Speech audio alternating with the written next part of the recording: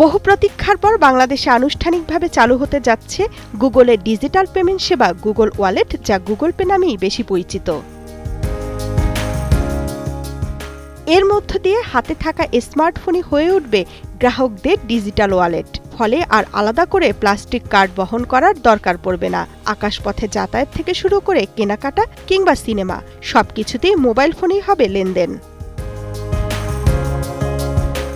প্রাথমিক পর্যায়ে সিটি ব্যাংকের গ্রাহকরা তাদের ভিসা ও মাস্টার কার্ড গুগল ওয়ালেটের সঙ্গে যুক্ত করতে পারবেন এবং যে কোনো নিয়ার ফিল্ড কমিউনিকেশন সাপোর্টের টার্মিনালে অ্যান্ড্রয়েড ফোনের মাধ্যমে পেমেন্ট করতে পারবেন। তবে ধাপে ধাপে দেশের অন্যান্য ব্যাংকও এই সেবায় যুক্ত হবে।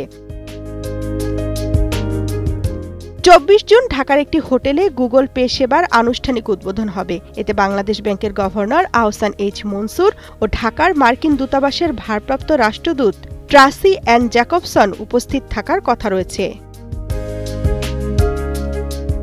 গুগল পে লেনদেনে কোনো ফি নেয় না। এতে কার্ডের মূল তথ্যের পরিবর্তে একটি টোকেন ব্যবহার করে গ্রাহকের তথ্য সুরক্ষা নিশ্চিত করা হয়।